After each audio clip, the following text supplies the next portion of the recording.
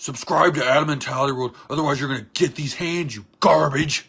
What's up, everybody, and welcome back to Adam Mentality World. Thank you for joining me today. Don't forget to like this video, comment below, and subscribe. I do appreciate it greatly. This is the results video for SummerSlam 2018. We're gonna go through all 13, yes, 13 matches. That's a lot. I think it was like 6 hours from 2 to 8. Jeez Louise. That was a waste of 6 hours, if you ask me. But we're gonna get into that right now. Match number one, it was Rusev and Lana versus Andrade Cien and Zelina Vega. No real build up to this. I mean, there's a little bit. Nobody really cared. There was no tag team titles, of course, because it's not intergender tag team titles. Anyway, Andrade Cien and Zelina Vega won because, of course, they're the new fresh faces, and Rusev and Lana Day went down. Unfortunately, because I like Rusev and Lana, but they didn't win tonight. Match number two, Cedric Alexander and Drew Gulak for, you can't see it over there, the Cruiserweight Championship. Once again, the only true Cruiserweight in the world to me is Enzo Amore. Bada boom, realest guy in the room. So in the end, Cedric Alexander won, I believe, with a roll-up. I said it was a decent match. I said I'm not invested in this match because I don't really care about the Cruiserweights anymore, because all they do is just jump around. There's no real personality. Drew Gulak kind of has a personality, but they didn't let him win, so on that match. Match number three, got the B Team versus Revival. The B Team, they got him as the Raw Tag Team Champions. I said, where are they? There we go, Raw Tag Team Champion. But they kind of make him goofy, but they're not doing much with him. I wish they would do stuff with him, but they're not. So you're just kind of these goofy guys beat the Revival, who are a legit tag team. Hurts them both, in my opinion. Like I said, B Team, they won, but in my opinion, there were no winners in this match. Match number four was for the Intercontinental Championship, Seth Rollins and Dolph Ziggler. This was probably match of the night. They're both really good wrestlers. I said Dolph Ziggler deserves the credit that he does not get. What was it? At the end, they were going back and forth. He did at one point, Seth Rollins did a reverse suplex off the top turnbuckle and then a reverse Falcon Arrow. That was pretty cool for something different. But in the end, Dean Ambrose helped him, and I thought he was going to turn on him, but he didn't, which is fine. Maybe he'll turn on Raw. I don't know. Either way, there's no way the lunatic is not going to be the lunatic. So he's going to turn on him at some point. We just don't know when. Match number five was for the SmackDown Tag Team Championship. It's the Bludgeon Brothers versus the New Day. This is a decent match.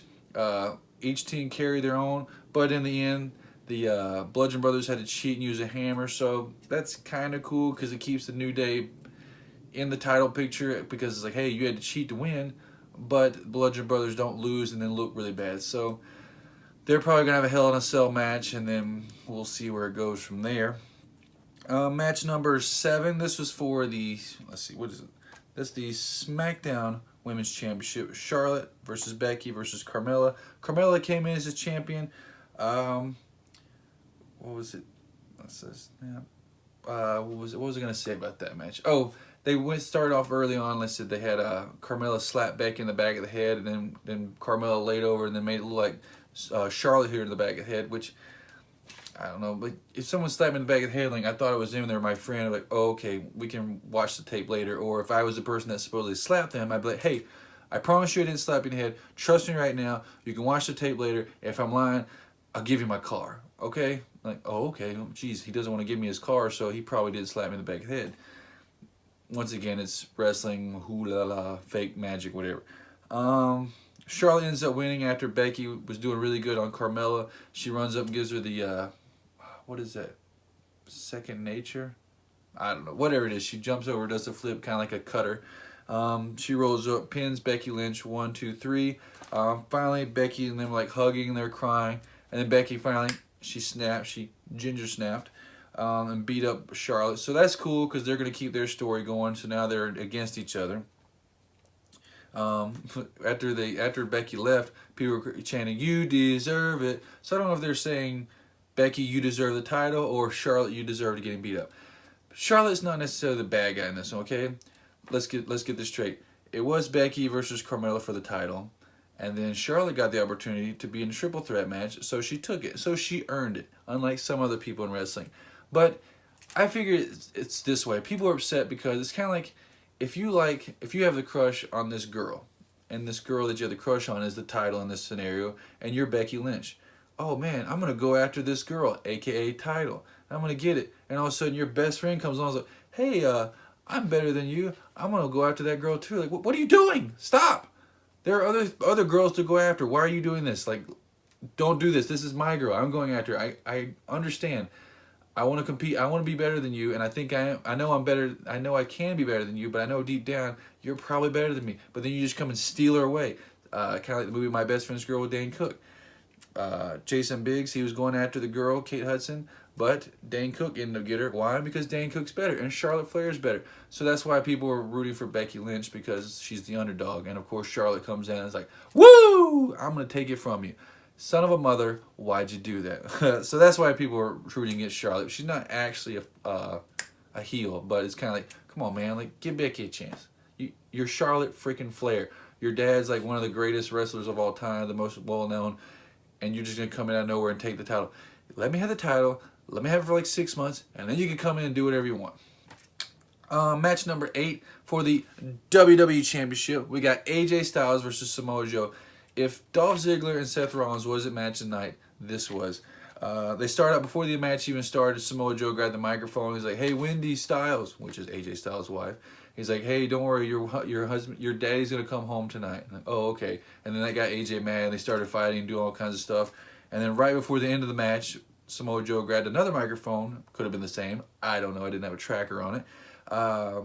He grabs the microphone. He's like, "Hey, Wendy, I told you your dad's gonna come home, but I lied. But I could be your daddy."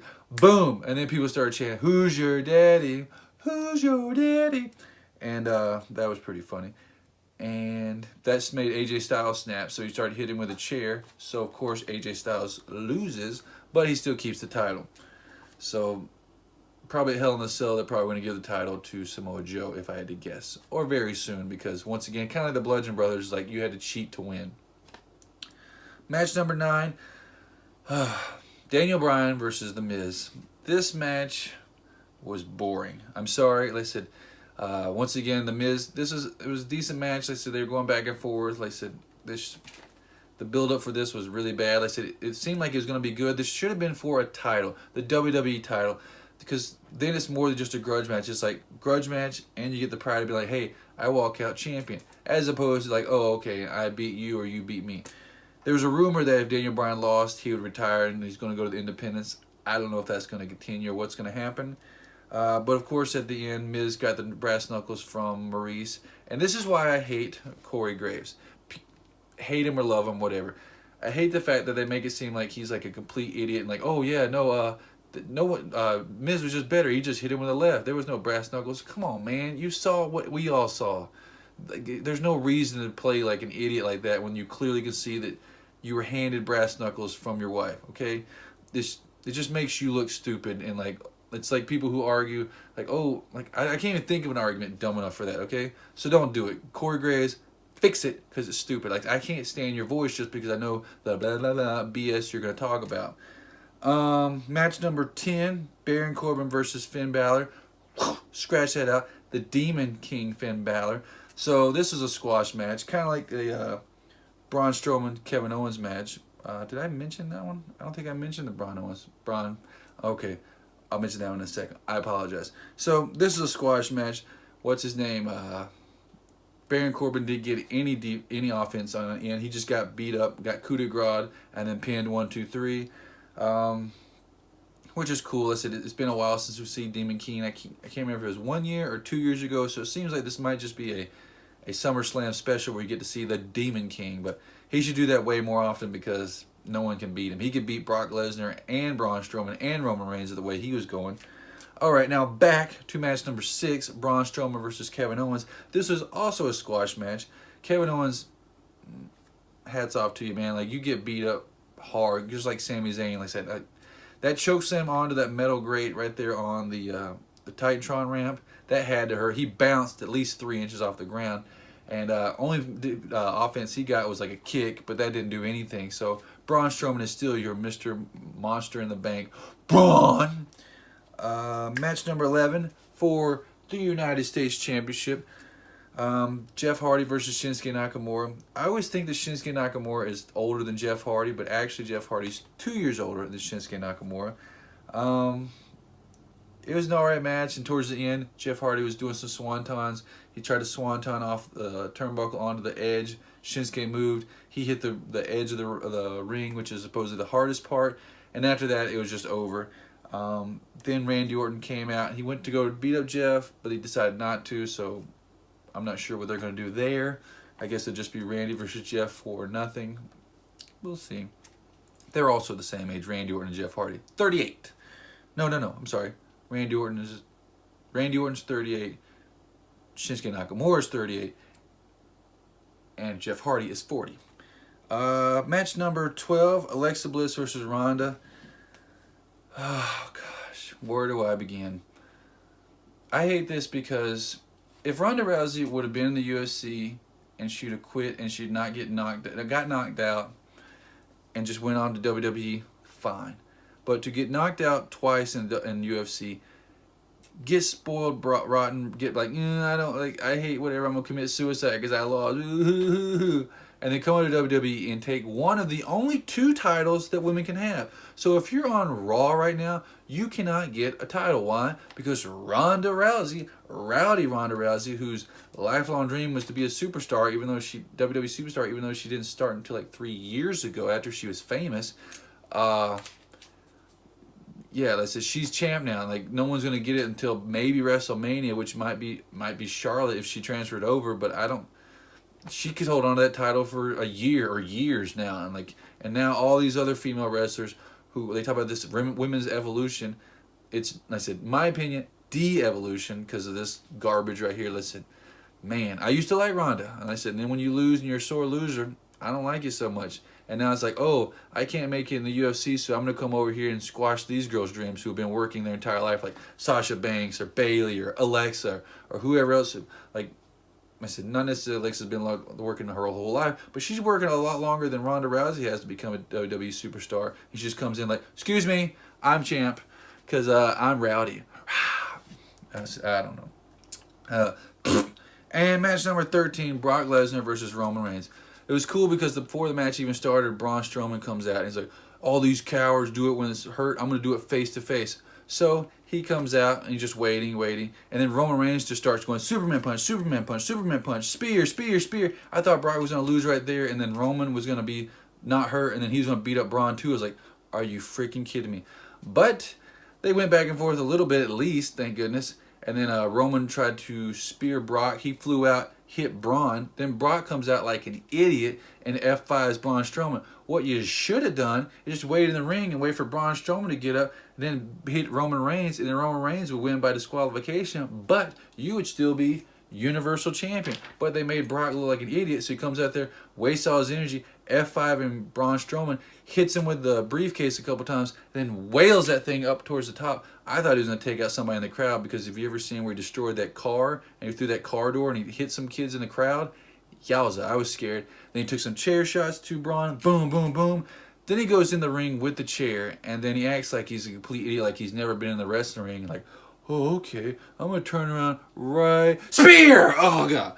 And 1, 2, 3, Roman Reigns is your new Universal Champion on that. But hopefully Roman Reigns can be Universal Champion, and Vince McMahon can finally realize, hey, people don't like him as Universal Champion. He sucks. But probably not. Yeah, overall, SummerSlam was garbage in my opinion. I know everybody, oh, you're salty or whatever. That's fine. It's my opinion. If WWE had not just billed me earlier today $9.99, I would probably cancel my subscription. But since I've got a whole another month of it, I'm going to have to hold on to it, and I wouldn't be surprised if I canceled it after this. All right, on a lighter note, the predictions. We have a three-way, not that good kind, we have a three-way tie for number 1. With 9 points, we had Klutzy B, Josh Lane, and KM Gaming. Note, Alex, you did edit your thingy, so please don't do that in the future, because edited ones will not be counted. And also KM Gaming, a little confusing on your thing. You said, what'd you say? You said Braun Strowman was going to cash in on Roman and then be Hell in a Cell. I get it. Because of that, that means Roman wins, but please just say Roman's going to win and then put parentheses, Braun will cash in. It makes it clear for me. I do appreciate it. Until next time, peace.